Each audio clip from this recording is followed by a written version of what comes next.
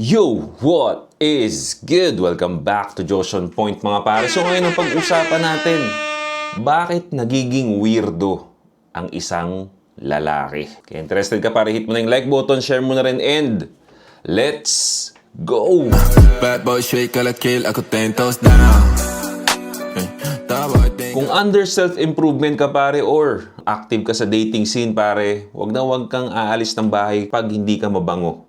Alright? So available mga perfumes natin sa TikTok shop, link nasa description. Parami na ng parami ang nakikita kong weirdo sa internet. Mga kalalakihang weirdo. Maraming reason kung bakit. Siyempre kasama na dyan yung social media. The internet, pare. Marami kang mga information na ilalagay sa utak mo, na papasok mo sa system mo na hindi naman dapat, no?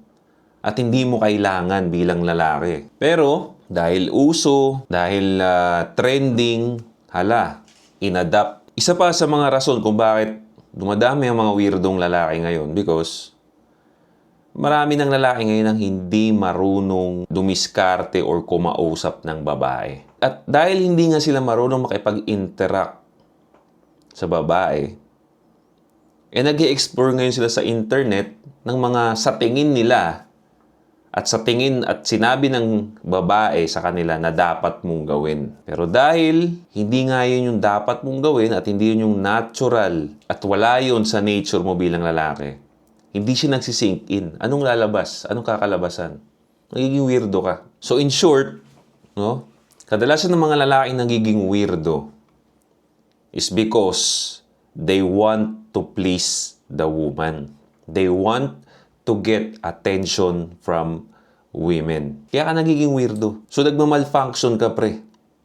No? At meron akong tatlong example dito, no, ng isang lalaki that wants to please women and it becomes weird. Nagiging weirdo sila. So, number one example ng mga lalaking nagiging weirdo dahil kaka-please ng women, wants to get women attention is ang pinakasikat, ang performative male. Pag-usapan na natin yan dati, na balita na nga yan. Kung titignan mo yung buong persona ng isang performative male, kung paano characteristic nila, it all boils down in getting female attention. So panoorin natin tong mga video na nakita ko, no, kung saan pinapakita nila in a comedic way kung ano talaga yung personality ng isang performative male. Panoorin natin to.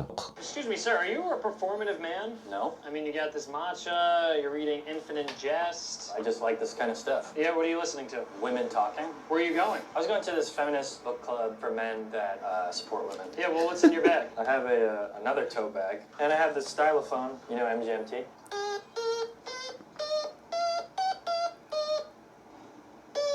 Fuck. No, I literally know it, okay? I know it. What's your favorite movie, TV show? Girls, Favorite movie? Sex in the City. That's who you are. That's who you've always been. No.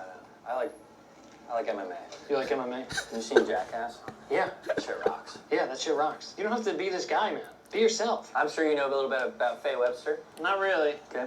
You're the one who's performing. Think about how you're performing for other men. I'm performing for me. You have this idea of what masculinity is, but it's not actually what you think it is. All right, I'll see you later. You're just living in this bubble, dude. You're living in this bubble. I can't even really hear you, so. Send this to a performative male. Tiyang inang yan. So meron pa ako isa nakita dito, pre. Isa pa to, performative male na naman.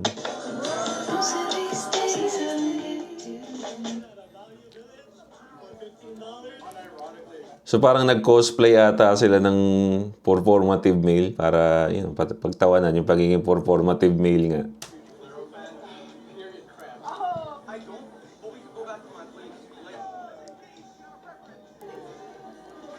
I just get so mad when I think about it. Oh, you guys know the song Bubblegum by Zero? Watching Glee? Oh, di ba? Hindi naman talaga nila gusto. I don't think isang lalaki gusto ng mga ganitong klaseng galaw, no? Magbasa about feminism, manood ng mga show ng mga pambabae. I don't think merong lalaking willing talaga. Pero Isa kasi sila sa mga klase ng lalaki na nadala ng trend at nagpaniwala sa mga babaeng influencer sa internet na this is what I like. No? Ito yung mga standards ko, yung mga ganitong klaseng pananamit, ganito gumalaw. So, dahil nga hindi marunong dumiskarte itong mga to at ayaw makinig sa kapwa nila lalaki, edi, at yun nga, hindi nila alam eh.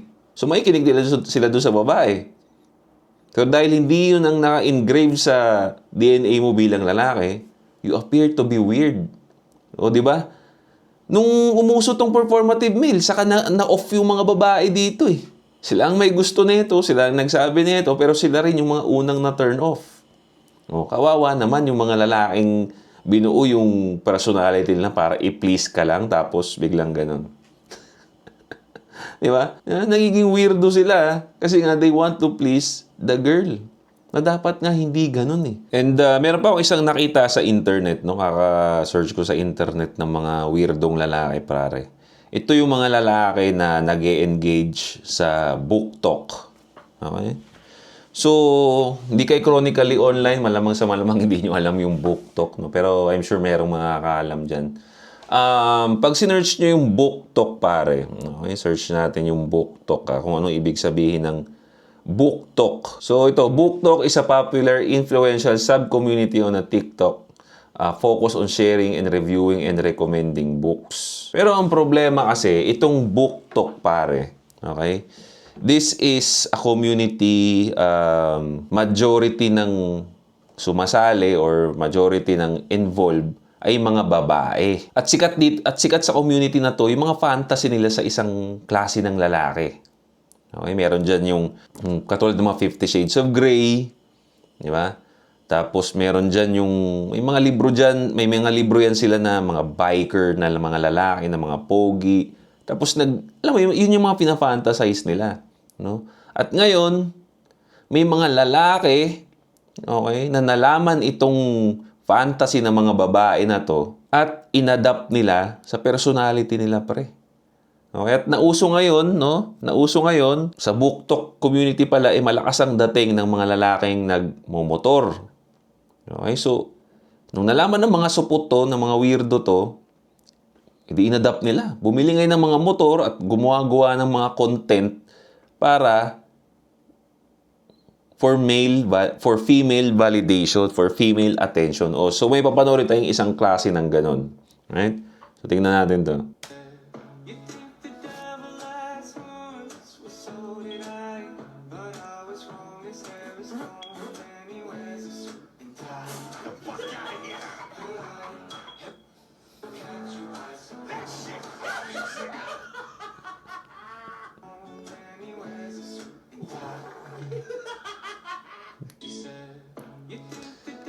Yung mga ganong klase, pre. I'm sure naman, no?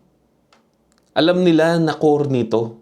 Core nitong mga ganitong galawan. Pero syempre, wala silang pakialam nun. Kasi nga, ang alam nga nila, this is what the girls want. Ito yung makakuha ng attention ng mga babae, yung mga ganitong klaseng content.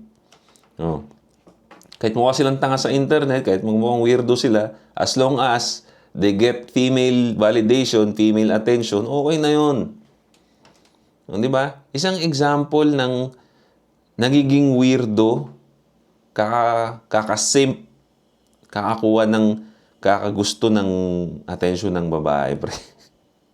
Kaya ngayon, ayan, nauso tong trend na to sa TikTok, no? Is this stuff in the biker community? Kasi maraming ganito, pre. Sa TikTok, mga nagmumotor pero ginagamit yung motor pang-attract ng babae, gagawa ng content na pasayaw-sayaw, magbabading-badingan sila. Di ba? I mean, I don't think gustong-gusto mong gawin yan. I don't think willing ka talagang gawin yan. Gustong-gusto mo lang talaga ng babae, pre. Di ba nakakaawa? Ako nakakaawa ako, pre, ha? Kasi ang dali-dali lang naman mag-attract ng babae. Ang dali-dali naman mag-attract ng babae. Hindi mo naman kailangan gawin itong mga kakornian na to. Pero wala eh. Ayaw nila eh. Diba? Ito lang yung kaya nila eh. Ayaw nila mag-workout, ayaw nila magpayaman, ayaw nila mag-hygiene, ayaw nila mag-pumorma. Ito lang. Ito lang yung gusto nilang gawin eh. You're supposed to be doing much greater things. Di ba? You're supposed to be, being masculine. Nawawala tuloy sila. Pagkalabas nila sa real world, akala nila ito yung attractive sa real world. Mukha silang tanga sa totoong buhay. Sa internet, yan, makakuha ka ng attention. Pero sa totoong buhay, hindi eh. At nakuha nila to sa internet. So, meron pang isa, no? Pangatlo, klase ng lalaki sa internet na nagiging weirdo dahil kakakuha ng female validation. No? Ito, alam na alam nyo to. Diba? Ito yung mga white knights. Hindi ko na kailangan i-explain yan. No? Pinakasikat na white knight sa TikTok, yung chipmunk na bading. May nagme-message sa akin pre na dati daw itong yung chipmunk sa TikTok. Dati daw pala tong pakanta-kanta lang, no? Pakanta-kanta lang sa TikTok. Yung talent niya sinushow niya, no? Sumasayaw, nagigitara. Sabi sa akin, okay. Sabi ko, alright. Now, gumawa daw siya ng isang video kung saan siya nag-boom, yung about sa pananamit. Right? Gumawa lang siya one time sa pananamit ng babae. The rest ng video niya is hindi about sa women. Basta yun lang, gumawa lang siya one time about sa women dress na dapat daw ang problema nasa utak mo. Wala daw dapat iniisip yung babae sa pananamit niya. Kailangan daw society mag-adjust sa pananamit ng babae. Diba? Trending yun, pare. Diba? Ginawa ko ng response yun. At nakita niya doon, pare, tumaas yung engagement niya doon. Tumaas yung following niya dahil doon sa video na yun. Nung nakita niya, nung nakita ng isang white knight na yun pala ang kumukuha ng atensyon ng babae, parang parang drugs yun sa kanila. No? Parang pinagbabawal na gamot yun na nagbibigay ng high. No? Now, gagawin na nilang personality ngayon yun. Masarap ang atensyon ng babae. Naging personality nila hanggang sa hindi na sila nagme-make sense. Right? Kaya kung makikita ninyo, karamihan ng opinion ng white knight, hindi nagme-make sense. Bakit?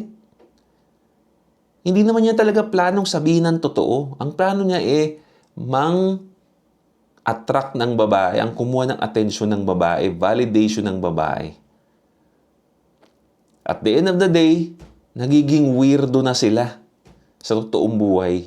Weirdo talaga yan sa totoong buhay, pre. Kaya hindi mo makikita yan madalas sa labas. Nasa internet lang yan lagi. Makikita mo yan sa totoong buhay, weirdo ka usap yung mga ganyan. Kaya sabi ko sa inyo, ginawa ko tong video na to para masabi sa inyo that kung ang mindset mo bilang lalaki mang-attract lang ng babae, ang kumuha ng atensyon ng babae, hindi mo mamamalayan yan, pre. Nagiging tanga ka na. Nagiging supot ka na, beyond supot ka na, pre. And mahirap na makaalis dyan. Parang droga yan eh. What you're supposed to do as a man is finding your purpose, no? Aim to be great, aim to be stronger, aim to be smarter. Hindi yung ganyan. Napakababa lang ng pangarap na ganyan. Magkaroon ng maraming followers na babae. Walang kwentang pangarap yan. Di ba? Ang pangit, kaalabasan mo yan, pre.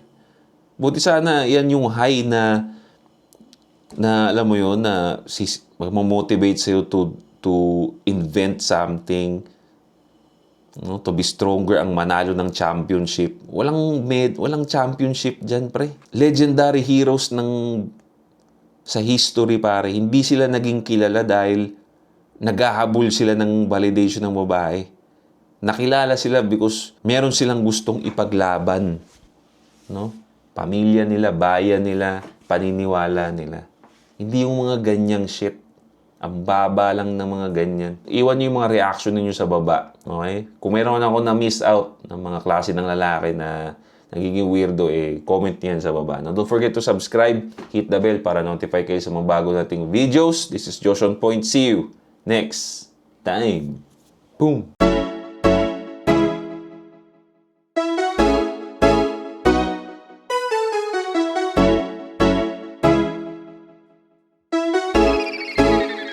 GFAB.